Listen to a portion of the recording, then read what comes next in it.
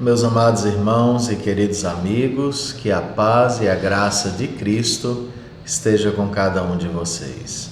Você está assistindo à devocional Pare e Pense, produzida pela Igreja Presbiteriana do Brasil em Acopiara, Ceará. Eu me chamo Pastor Kennedy e eu quero compartilhar com você essa manhã uma porção das Sagradas Escrituras, a palavra do nosso Deus.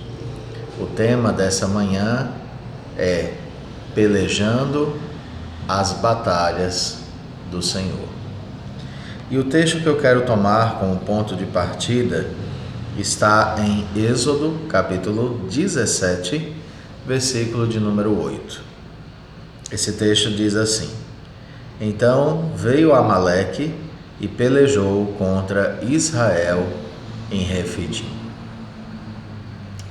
Meus amados irmãos, o texto que nós acabamos de ler está inserido no livro de Êxodo, que é um livro, como vocês muito bem sabem, que nos conta parte da jornada do povo ao sair do Egito até a terra prometida.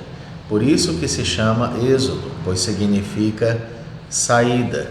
Nos conta como Deus, com mão poderosa, libertou o povo hebreu do cativeiro egípcio e o conduziu pelo deserto e enfrentando diversos inimigos até que finalmente esse povo chegasse até a terra prometida. Nesse período, Deus lhes deu as leis e uma série de instruções para que esse povo soubesse como se conduzir. No texto que nós acabamos de ler, Israel estava sendo atacado por Amaleque e pelo seu exército em um lugar chamado Refidim, que era uma região desértica ali das peregrinações de Israel. O povo amalequita era um povo nômade, bastante valente e que existia de atacar outros povos para saqueá-los e escravizá-los, e assim poder resistir com o povo durante aqueles dias. Diante daquele ataque, diante daquela batalha, Moisés, como líder que era, ele organiza algumas frentes de batalha para que Israel possa se opor a esse inimigo e possa então prevalecer contra ele. E então as ordens de Moisés incluíram alguns elementos muito importantes. Primeiramente, Moisés chama Josué, que já estava sendo preparado pelo Senhor para no futuro ser o substituto do próprio Moisés para conduzir o povo através do Jordão até a terra prometida. Nesse tempo, Josué era um forte guerreiro, ele fez parte dos espias que foram olhar a terra, e esse Josué então ele vai batalhar aquela batalha do Senhor.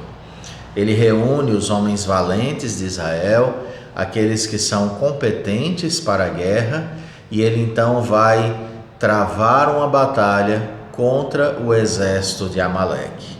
Moisés, por sua vez, sobe a um monte com o cajado que Deus lhe dera nas mãos.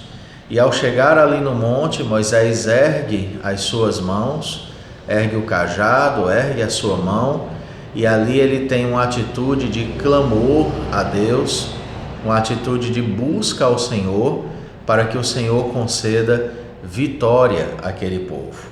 Moisés tinha um ministério todo especial concedido por Deus a ele. Mas acontece que Moisés não tinha forças para resistir por tanto tempo naquela posição diante daquela batalha. E às vezes as mãos de Moisés fraquejavam e abaixavam. O texto nos diz que quando Moisés abaixava as mãos, Amaleque prevalecia.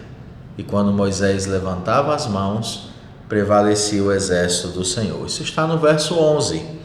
Quando Moisés levantava a mão, Israel prevalecia. Quando, porém, ele abaixava a mão, prevalecia Amaleque. Mas Moisés não estava ali sozinho. Ele levou consigo Arão e Hur, que eram sacerdotes. E esses homens então assentaram Moisés sobre uma rocha e pegaram as suas mãos, e um à direita e o outro à esquerda, e ergueram as mãos de Moisés até que Josué conseguisse derrotar por completo o exército de Amaleque. E então o texto nos diz, no verso de número 12: Ora, as mãos de Moisés eram pesadas, por isso tomaram uma pedra e a puseram por baixo dele, e ele nela se assentou. Arão e Hur sustentavam-lhe as mãos, um de um lado e o outro do outro. Assim lhe ficaram as mãos firmes até o pôr do sol. E o desfecho dessa situação toda está no verso 13. E Josué desbaratou a Amaleque e a seu povo a fio de espada. Se continuarmos a leitura do texto, você verá no verso 14 que o Senhor diz a Moisés que Moisés registre aquela batalha para memória do povo e para repetir a Josué. E aí o Senhor diz: porque eu hei de riscar totalmente a memória de Amaleque debaixo do sol. E no verso, debaixo do céu. E no verso 16, porquanto o Senhor jurou, haverá guerra do Senhor contra Amaleque de geração em geração.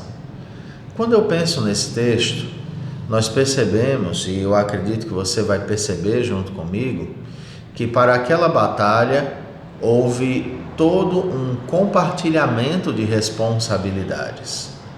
Primeiramente, a batalha era do Senhor. Nenhuma luta terá sucesso sem o Senhor.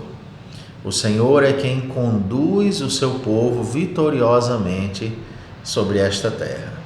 Por outro lado, nós tínhamos aqueles que estavam com as mãos no campo de batalha, que seguravam as espadas e os escudos e trilhavam face a face com os inimigos. Por outro lado, nós tínhamos também o profeta com as mãos erguidas intercedendo ao Senhor, e os sacerdotes apoiando essas mãos quando elas pareciam fraquejar. Nesse mundo, como igreja do Senhor, nós não estamos batalhando como Josué, como Moisés batalharam literalmente nesse texto. Mas nós estamos envolvidos sim em uma batalha espiritual. O povo do Senhor é a igreja. E como igreja nós também somos peregrinos por essa terra, rumo a uma terra prometida. No nosso caso, é a Nova Jerusalém. E até lá nós teremos que lidar com diversos inimigos. O mundo com conceitos opostos às Escrituras, a carne, nossa própria natureza pecaminosa, e o inimigo maior das nossas vidas, que é o próprio diabo. E para que essa batalha seja bem travada, é necessário que entendamos que, primeiramente, essa é uma causa do Senhor. Segundo, que nós precisamos ter aqueles que põem a mão no trabalho, como Josué e aqueles homens, que têm coragem de assumir posições, de liderar, de entrar nesse campo e se envolver com a obra de Deus. Mas nós também precisamos de pregadores sábios, na total dependência de Deus e que erguem suas mãos aos céus. E estes muitas vezes se sentirão afadigados da batalha, não somente os homens que estão lá na lida, mas aqueles que estão também no clamor. E é necessário que Deus levante pessoas para segurar as mãos desses líderes. A minha palavra para você, especialmente que é membro de igreja, é que você se envolva com a obra. Não deixe as mãos dos seus líderes caírem. Não deixem as espadas perderem o seu vigor, mas adentre a batalha e se envolva com o reino de Deus. Mas se você não é de igreja e você é uma pessoa que gosta desse canal e gosta dessas devocionais, apesar de não ser necessariamente um crente, Talvez você também esteja mergulhado em diversas outras formas de batalha. E a minha palavra para você é que é necessário erguer as mãos ao céu e clamar pelo livramento do Senhor. Talvez o inimigo esteja prevalecendo contra você. Talvez as provas estejam se fazendo mais fortes do que você. Talvez você esteja fraquejando diante das provas. É necessário erguer as mãos. E para isso é necessário que muitas vezes você clame por ajuda. Que existam pessoas como Arão e Ur que sustentaram as mãos de Moisés. Talvez você se sinta sem forças, mas eu tenho certeza que há pessoas que te amam. Há pessoas amigas que estão à sua volta. Há pessoas que eu tenho certeza que se você pedir, ajudem-me a manter minhas mãos erguidas, elas haverão de aparecer e te ajudar. Então reflita sobre essa batalha contra Amaleque e veja que toda luta da nossa vida envolve um lado espiritual e envolve um lado físico, um lado prático, um lado de clamor e um lado de ação, um lado de dependência de Deus, um lado de coragem para enfrentar as coisas. Isso precisa estar alinhado para que consigamos superar os desafios dessa vida. Que Deus aplique ao teu coração essa devocional tão simples e esse texto tão fascinante que nos lembra essas coisas. E vamos orar ao nosso Deus.